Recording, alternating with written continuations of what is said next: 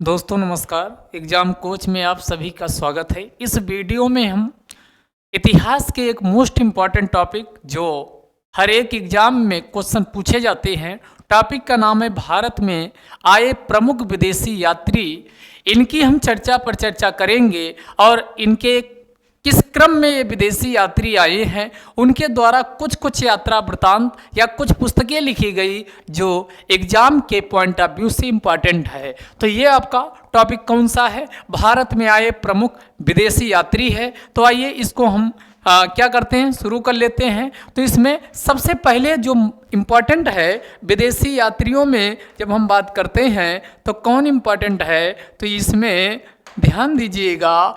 कौन? तो यहाँ मेगस्थनीज। तो क्वेश्चन पूछा जाता है कि मेगस्थनीज ये किसके दरबार में आया था? तो ये चंद्रगुप्त मौर्य के दरबार में आया था। ये पहला क्वेश्चन हो गया। और ये कौन व्यक्ति था मेगस्थनीज? तो ध्यान दीजिएगा, यूनानी सम्राट सेलुकस का राजदूत था। दो टाइप का क्वेश्चन इसमें बनेगा। पहला, मेगस्थनीज था कौन, किस देश का रहने वाला था? तो ये कहाँ का? ग्रीक या यूनान का रहने वाला था। और वहाँ का जो सम्राट शासक था जिसका नाम क्या था? सेलुकस था। सेलुकस का ये राजदूत था और सेलुकस के द्वारा अपना राजदूत बनाकर जब इसे भारत भेजा जाता है तो इस समय भारत में शासन किसका है? तो भारत में चंद्रगुप्त मौर्य के दरबार में आता है। और यह अब जाहिर सी बात है चंद्रगुप्त मौर्य के दरबार में आएगा तो मौर्य काल के बारे में इसके द्वारा क्या किया जाता है, यानी एक पुस्तक भी लिखी जाती है जिसमें मौर्य काल से संबंधित प्रशासन और यहाँ की व्यवस्था, अर्थव्यवस्था, शासन व्यवस्था, इन सब का उल्लेख किया जाता है। उस पुस्तक का नाम क्या है? इंडिका। तो उस पुस्तक का नाम क्या है? तो इंडिका पुस्तक इसके द्वारा लिखी गई है। और इसी मेगस्थनीज के अनुसार भारतीय समाज कितने वर्ग, यानी इसमें वर्ग में बटा हुआ था, तो ये 7 वर्गों की बात करता है। ये भी क्वेश्चन आपके एग्जाम में पूछा गया है। तो आपको क्या क्या ध्यान रखना है? मेगस्थनीज से पहला क्वेश्चन पूछेगा, मेगस्थनीज किस देश का रहने वाला था? यूनान का। और किसका राजदूत था? तो ये राजदूत कहां से बन के आया था? यूनान के सम्राट उस समय सेलुकस थे, उनका राजदूत बन के भारत आता है। जब भारत आता है तो यहां पर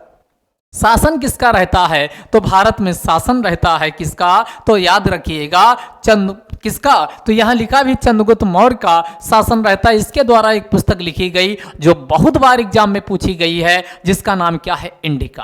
तो इसके द्वारा इंडिका नामक पुस्तक लिखी गई और इसके द्वारा जो इंडिका पुस्तक लिखी गई है उसे में बताया गया कि भारतीय समाज 1 2 नहीं बल्कि 7 वर्गों में बटा हुआ था। अगला है, ध्यान दीजिएगा। अब इसमें चीनी यात्री, पहले मेगस्थनीज हो गया, अब मेगस्थनीज के बाद अगला जो विदेशी यात्री है जिसका नाम क्या है? फाहियान। तो एक चीज और याद रखिएगा, यानी चीनी यात्री को फांसी हुई। चीनी, इसको शॉर्ट ट्रिक से भी याद कर सकते हैं। चीनी यात्री का क्रम आपको याद रखना है। तो इससे क्या आप याद करोगे? फांसी हुई। क्या? फांसी हुई। तो यहां पहले फाहियान आया, फिर सिक्यांग आया, फिर होइंगसांग आया, फिर इतसिंग आया। तो ये आपका फांसी हुई से आप क्या ध्यान कर सकते हैं? तो इसमें आपका क्या क्या हो जाएगा? तो इसमें फाहियान हो जाएगा, फांसी हुई। चीनी यात्री को फांसी हुई तो पहले फाहियान और सी से आपका क्या हो जाएगा? सिक्यांग हो जाएगा। उसके बाद आपका हुई से आपका क्या हो जाएगा? ह्वेनसांग हो जाएगा। और सबसे लास्ट में कौन आता है? ई से आपका क्या हो जाएगा? इतसिंग हो जाएगा। तो ये भी आप ध्यान रखिएगा। ये चीनी यात्रियों का आने का क्रम है। फाहियान, सिक्यांग, ह्वेनसांग और इतसिंग ये भारत में आए हुए हैं। तो इसी में से हम किसकी चर्चा कर रहे हैं अभी? यानी फाहियान की चर्चा कर रहे हैं। तो इसका कार्यकाल क्या है? 399 ईस्वी से लेकर 414 ईस्वी, ये आप कार्यकाल इसका ध्यान रखिएगा। फाहियान का 399 से लेकर 414 ईस्वी के बीच ये आता है। और यह एक चीनी बौद्ध भिक्षुक के रूप में भारत आता है। और यह गुप्त सम्राट किसके दरबार में आता? चंद्रगुप्त द्वितीय। चंद्रगुप्त द्वितीय के शासनकाल में फाहियान भारत आया और यह बौद्ध धर्म का अनुयायी था। फाहियान किसका था? फाहियान बौद्ध धर्म का अनुयायी था, बौद्ध धर्म का अनुयायी था। अगला ध्यान दीजिएगा, अगला वही क्रम में याद रखिए, चीनी यात्री को फांसी हुई, ये आने का क्रोनोलॉजी है। तो जिसमें हमने कहा सबसे पहले फाहियान, चीनी यात्रियों के क्रम में देखोगे तो फाहियान आता है। और कब? तो हमने कहा कि 399 से 414 ईस्वी के बीच आता है। और दूसरे क्रम में फांसी हुई से आपका कौन? हुएंगसांग। और हुएंगसांग का यानी हुएंगसांग किसके दरबार में आता है? तो ये हर्षवर्धन। किसके दरबार में आता? तो ये हर्षवर्धन के दरबार में आता। ये भी एक चीनी बौद्ध भिक्षुक होता है जो हर्षवर्धन के दरबार में भारत आया। और यह तीर्थ यात्रियों के राजकुमार के नाम से जाना जाता। क्वेश्चन पूछेगा, तीर्थ यात्रियों के राजकुमार के नाम से कौन जाना जाता है? तो इसी हुएंगसांग को यानी तीर्थ यात्रियों के राजकुमार के नाम से जाना जाता। और यह जो बौद्ध भिक्षु है भारत में रहकर नालंदा विश्वविद्यालय में अध्ययन किया। कहाँ किया? तो ये नालंदा विश्वविद्यालय में अध्ययन किया। इसने हर्ष को किस नाम से, जो ये हर्ष हैं, इन्हें शिलादित्य के नाम से यह उल्लेख किया है। तो किस नाम से उल्लेख किया? शिलादित्य के नाम से क्या किया है? उल्लेख किया है। अगला चलते हैं, अगला है इतिसिंह। अगला कौन है? इतिसिंह। यह भी एक प्रकार का चीनी यात्री था और बौद्ध भिक्षु था। यह नालंदा विश्वविद्यालय में भी लगभग कितने 10 वर्षों तक इसके द्वारा भी अध्ययन किया गया। तो आप चाहे वो आपका हुएंगसांग का पूछा जाए और चाहे किसका पूछा जाए, इतिसिंह का, और चाहे पूछा जाए हमने क्या कहा, यानी चीनी यात्री को फांसी हुई तो फाहियान, फिर हुएंगसांग, फिर इतिसिंह, ये इनका क्रम भी है।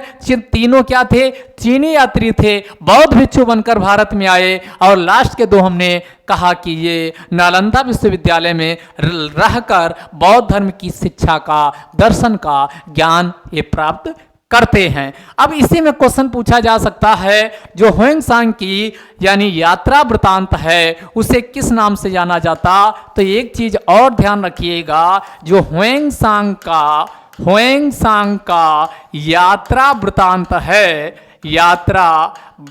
है, इसी को किस नाम से जाना जाता? इसी को सीयूकी के नाम से जाना जाता है। किस नाम से जाना जाता? इसी को सीयूकी के नाम से जाना जाता है। तो ये अलग से क्वेश्चन पूछा जा सकता कि सीयूकी किसका यात्रा वृतांत कहलाता है? तो हुएंगसांग का यात्रा वृतांत, उसके द्वारा जो भारत आ रहा था तो किन किन यानी मुश्किलात का सामना करना पड़ा और किन किन दौर से वो गुजरा, उन सब का यात्रा वृतांत उसने पुस्तक सीयूकी के जो नाम से पुस्तक लिखी उसमें उसको क्या किया है, यानी उसको लिखा हुआ है।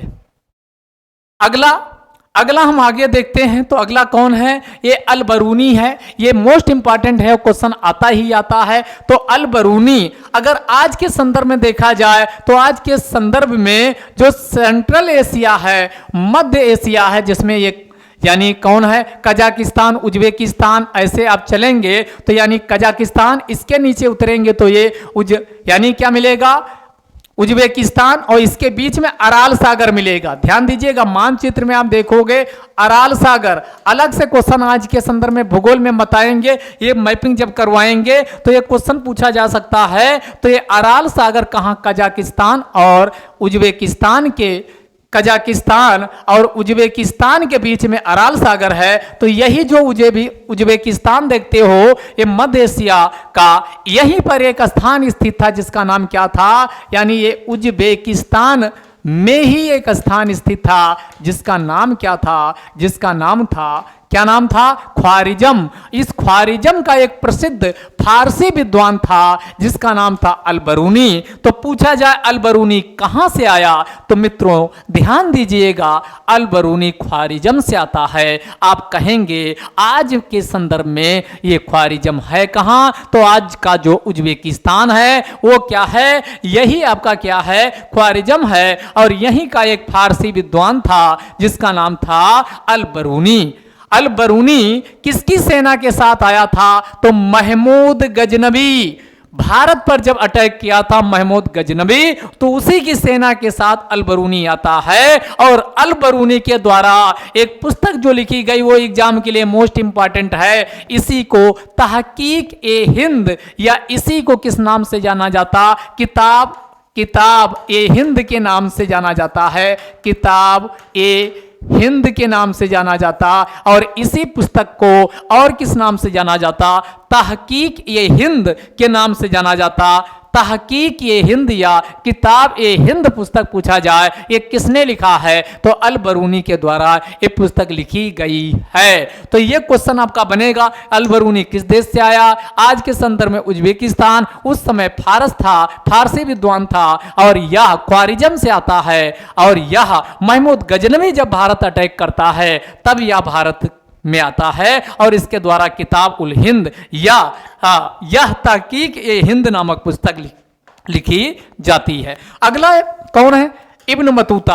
अगला कौन है, इब्न बतूता। इब्न बतूता कहां का रहने वाला था, तो ये अफ्रीका महाद्वीप आप बनाएंगे तो अफ्रीका में आप यहां देखेंगे, यानी कौन, मोरक्को, मोरक्को यहां पर देखेंगे। इस जगह एक देश मिलेगा जिसका नाम क्या है, मोरक्को, यानी मोरक्को। उसके बाद अल्जीरिया, ट्यूनीसिया ऐसे देश मिलेंगे। तो इस मोरक्को जो आपका अफ्रीका महाद्वीप है, भूमध्य सागर से सटा हुआ एरिया है, तो मोरक्को का यह यात्री था। और यह किसके शासन में आया, तो मोहम्मद बिन तुगलक यानी MBT।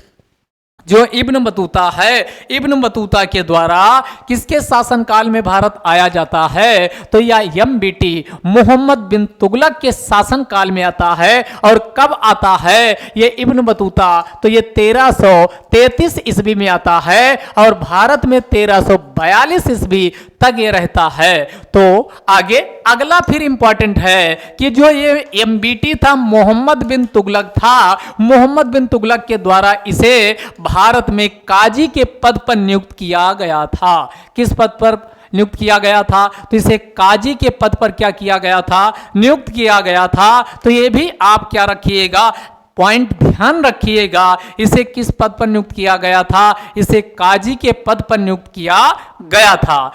और इब्न बतूता के द्वारा आगे इसमें देख लेते हैं, इब्न बतूता, ध्यान दीजिएगा, इब्न बतूता के द्वारा जो पुस्तक लिखी गई उसी को रेहला के नाम से जाना जाता है। यानी इब्न बतूता, ये अलग से क्वेश्चन पूछा जा सकता, इब्न बतूता के द्वारा जो यात्रा वृतांत लिखा गया इसी को किस नाम से जाना जाता, इसी को रेहला के नाम से जाना जाता है। अगला कौन है, अगला जो विदेशी यात्री है ये निकोलो कोंटी। निकोलो कोंटी ध्यान दीजिएगा, निकोलो कोंटी ये इटली का यात्री था और यह विजयनगर साम्राज्य के अंतर्गत आने वाला पहला विदेशी यात्री था।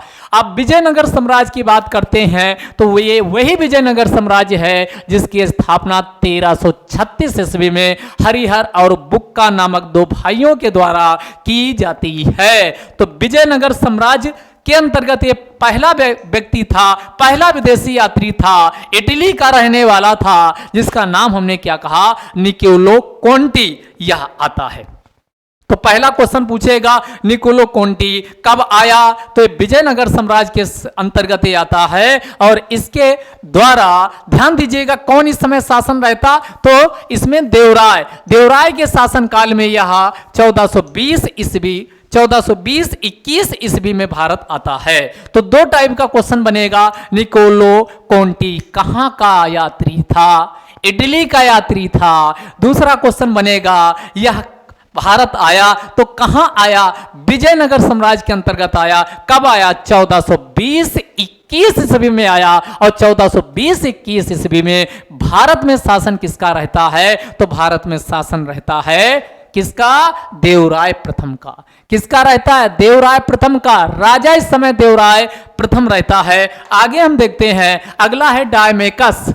अगला कौन है? डायमेकस। तो ये डायमेकस कहां का रहने वाला था? तो ये सीरिया, जो आज का सीरिया संकट के नाम से आप जानते हो, तो यह डायमेकस कहां का रहने वाला था? यह सीरिया का रहने वाला था। और इसने को किसने भेजा था? तो इस सीरिया के शासक थे जिनका नाम था एंटीओकस प्रथम। सीरिया के शासक एंटीओकस प्रथम, सीरिया के शासक एंटीओकस प्रथम के द्वारा इसे बिंदुसार के दरबार में भेजा गया था। किसके दरबार में? बिंदुसार के दरबार में भेजा गया था। तो ध्यान दीजिएगा, ये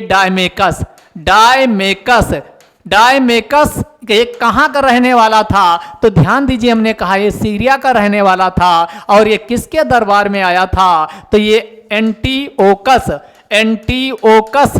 एंटीओकस प्रथम, जो सीरिया का शासक था, एंटीओकस प्रथम के द्वारा इसे किसके दरबार में? तो बिंदुसार के दरबार में दूत बनाकर भेजा जाता। तो एग्जाम में क्वेश्चन पूछेगा, पहला डायमेकस कहां का था? सीरिया का था। किसके दरबार में आया? बिंदुसार के दरबार में आया। किसने भेजा? सीरिया के शासक जिसका नाम एंटीओकस प्रथम था, उसने अपना दूत बना करके इसे भेजता है। और सीरियन सम्राट जो अंतियोकस प्रथम है, इन्होंने मीठी शराब और अंजीर को भी भेजा था। अगले को क्वेश्चन चलते हैं। अगला ये इंपॉर्टेंट है, फ्रांसिस बर्नियर। क्या नाम है? Francis Bernier. और फ्रांसिस से क्या निकाल लो? फ्रांसिस से फ्रांस। ये कहां का रहने वाला था? फ्रांसिस बर्नियर फ्रांस का रहने वाला था। और यह किसके दरबार में आया? यह 17वीं सदी में भारत आता है। और यह मुगल के दरबार में आता है। मुगल काल में 8 वर्षों तक ये क्या करता है? यानी भारत में 8 वर्षों तक मुगल के दरबार में नौकरी करता है। तो ये आपका कौन? यानी फ्रांसिस बर्नियर पूछेगा किस देश से आया, तो ये फ्रांस से आया। कब आया? तो ये 17वीं सदी में आया। और इस समय मुगल दरबार में लगभग 8 वर्षों तक इसके द्वारा नौकरी की जाती है। अगला अब्दुल रज्जाक से आपके आरओ और पीसीएस एग्जाम हुआ, उसमें क्वेश्चन यकीन मानिए पूछा जा चुका है। और आप पेपर उठा के देखिएगा तो मिलेगा। तो जो अब्दुल रज्जाक है, यह कहां से आया? तो ये फारस से आया। ये फारस का राजदूत था। कहां का? तो अब्दुल रज्जाक फारस का राजदूत था। और यह 1442-43 ईस्वी में, कब? 1442-43 ईस्वी में जो देवराय द्वितीय, हमने अभी एक आपको पीछे बताया था, उसमें कहा था देवराय प्रथम के शासन काल में निकोलो कोंटी आया था। 1420-21 ईस्वी में, याद करिए, देवराय प्रथम के शासन काल में 1420-21 ईस्वी में निकोलो कोंटी जो इटली का रहने वाला था और पहला व्यक्ति था जो भारत में विजयनगर साम्राज्य के अंतर्गत पहला विदेशी यात्री आता है। और इसी के बाद अब्दुल रज्जाक, इसी का डबल कर देना है तो ये कब आता है? 21-42 होता है। तो 1442-43 ईस्वी में, 1442-43 ईस्वी में कौन आता? अब्दुल रज्जाक, जो फारस का रहने वाला था। और इस समय विजयनगर साम्राज्य में शासन किसका है? तो इस समय विजयनगर साम्राज्य में शासन है देवराय सेकंड का। देवराय सेकंड के शासन काल में ये भारत आता है। अगला है डुआर्ट बारबोसा। अगला कौन है? Duarte Barbosa. अगला कौन है? Duarte Barbosa. तो आप केवल ये बारबोसा इतना याद रखिए। तो ये बारबोसा कहां का रहने वाला था? तो ये पुर्तगाली यात्री था। और ये भारत के विजयनगर साम्राज्य के आन बान शान एक महान शासक जिसे कृष्णदेव राय के नाम से जाना जाता है। तो यह कृष्णदेव राय के शासन काल में विजयनगर की यात्रा किया था। तो अगला ये डुआर्ट बारबोसा मोस्ट इंपॉर्टेंट है। तो डुआर्ट बारबोसा कहां का रहने वाला था? पुर्तगाल का रहने वाला था। और यह विजयनगर साम्राज्य के अंतर्गत यानी कृष्णदेव राय के शासनकाल में भारत आया था। अगला है विलियम हॉकिंस। तो विलियम हॉकिंस आपको सबको पता है कि विलियम हॉकिंस से अंग्रेज जो राजा था जिसका नाम था जेम्स प्रथम के द्वारा यानी राजदूत बनाकर इसे भारत भेजा गया था। विलियम हाकिंस को, और यह हेक्टर नामक जहाज से आया था, और यह 1608 ईस्वी में, याद कीजिए 1608 में किसका शासनकाल है? जहांगीर का। तो यह जहांगीर के दरबार में भारत आया था। तो विलियम हाकिंस हेक्टर नामक जहाज लिया और वहां से चला इंग्लैंड से। जेम्स प्रथम ने इसे सजा वजा के भेजा और भारत में यहाँ 1608 ईस्वी में पहुंचता है। और 1608 में भारत में किसका शासन है? तो भारत में जहांगीर का। किसका शासनकाल है? तो भारत में जहांगीर का शासनकाल है। भारत में क्या है? जहांगीर का शासनकाल है। अगला है, आगे चलिएगा, हाँ आगे देखिएगा, इसी के बाद अगला है यानी थॉमस रो, या इसी को टॉमस रो के नाम से भी जाना जाता है, टॉमस रो। और ये टॉमस रो कब आता है? तो यह 1615 ईस्वी में आता है। यह भी एक अंग्रेज राजदूत था। यह भारत में 4 वर्षों तक रहा, यानी 1615 में आया तो एक गया कब? तो 1619, यानी 4 वर्षों तक भारत में रहा, तो 1615 में आया और 1619 में जाता है। अगला है विलियम फिंच। ये भी कई बार आपके एग्जाम में पूछा गया, विलियम फिंच। तो विलियम फिंच ये कब आता है? तो विलियम फिंच ये 1608 में, जब विलियम हाकिंस आया था उसी के दौरान 1608 ईस्वी में यह सूरत बंदरगाह पे उतरता है। सूरत बंदरगाह पे उतरता है। और यह ध्यान दीजिएगा, जो सलीम और अनारकली की जो कथा, प्रेम कथा है, सलीम और अनारकली की कथा का उल्लेख करने वाला एकमात्र विदेशी यात्री था। एकमात्र ऐसा विदेशी यात्री था जिसने सलीम और अनारकली के बीच की जो कथा है उसका उल्लेख किया है। तो ये भी ध्यान रखिएगा, यानी विलियम यानी फिंच का। अगला है पीटर मुंडी। पीटर मुंडी, तो पीटर मुंडी ये कहां का था? तो पीटर मुंडी ये इटली का यात्री था और यह शाहजहां के शासनकाल में भारत आता है। किसके शासनकाल में भारत आता है? तो ये इटली का रहने वाला था। कौन? पीटर मुंडी। पीटर मुंडी इटली का रहने वाला था। तो ये किसके शासनकाल में आता है? तो ये पीटर मुंडी शाहजहां के शासनकाल में आता है। तो आप ऐसे याद कर सकते हो कि मुंडी जो आपका सर को ऐसे बोलचाल की भाषा में बोला जाता, मुंडी आपकी कट गई, तो मुंडी की डिमांड किसने किया? तो शाह, जो शाह होता है, राजा होता है। तो आप देखोगे कि प्राचीन काल में राजा महाराजा यानी सर कलम करके उसको अपने दरबार में सजाते थे और अपनी शान शौकत का प्रतीक माना जाता था। तो पीटर मुंडी आए, जैसे शाह आपको तुरंत आपका ध्यान आ जाना चाहिए। तो पीटर मुंडी किसके दरबार में आया? शाहजहां के दरबार में ये आता है। अगला है निकोलो मानुची। ये भी इटली का यात्री था। ये भी यानी कहां का था? इटली का यात्री था। दारा सिकोह की सेना में यह तोपची की नौकरी किया था और बाद में ये चिकित्सक यानी डॉक्टर बन गया था। तो ये किसका? तो ये दारा सिकोह की सेना में शामिल हुआ था। किसकी सेना में? दारा सिकोह की सेना में शामिल हुआ था निकोलो मानुची। तो ये आपका निकोलो मानुची भी कंप्लीट हो गया। तो पीटर मुंडी पूछा जाए, पीटर मुंडी किसके दरबार में आया? शाहजहां के। जैसे पीटर मुंडी से आपको तुरंत याद आ जाना चाहिए, मुंडी शाह ने मंगाया है तो वो शाहजहां। अगला आपका निकोलो मानुची, तो हमने कहा है इटली का ये भी था। और यह दारा सिकोह, किसकी? दारा सिकोह के सेना में तोपची के रूप में शामिल हुआ था। बाद में ये डॉक्टर बन जाता है। अगला सा है जॉन बैप्टिस्ट ट्रेवनियर। जो जॉन बैप्टिस्ट ट्रेवनियर है, इससे रिलेटेड यूपीएससी में भी क्वेश्चन पूछा जा चुका है। यह कहां? फ्रांस का रहने वाला था और यह 1630 से लेकर के 1668 के बीच 6 बार, 1-2 बार नहीं बल्कि 6 बार भारत का दौरा किया, क्योंकि यह डायमंड हीरे का व्यापारी था। तो हीरे का व्यापारी था, तो वो व्यापार करने के लिए बार बार ये भारत आता था। तो यही क्वेश्चन पूछा गया था यूपीएससी में, कौन ऐसा व्यक्ति था जो डायमंड के हीरे से संबंधित था और भारत में व्यापार करने के लिए आया? तो 1630 से लेकर के 1668 के बीच कौन? जीन बैप्टिस्ट ट्रेवनियर के द्वारा भारत आया जाता है। 6 बार आया जाता है। और इस समय भारत में शासनकाल किसका है? यानी शाहजहां का है। और ट्रेवल्स इन इंडिया नामक ये पुस्तक भी लिखता है। ट्रेवल्स इन इंडिया नामक पुस्तक लिखता है और इसी के द्वारा भारत में जो दक्षिण भारत है, हीरे की खानों का उल्लेख किया गया है।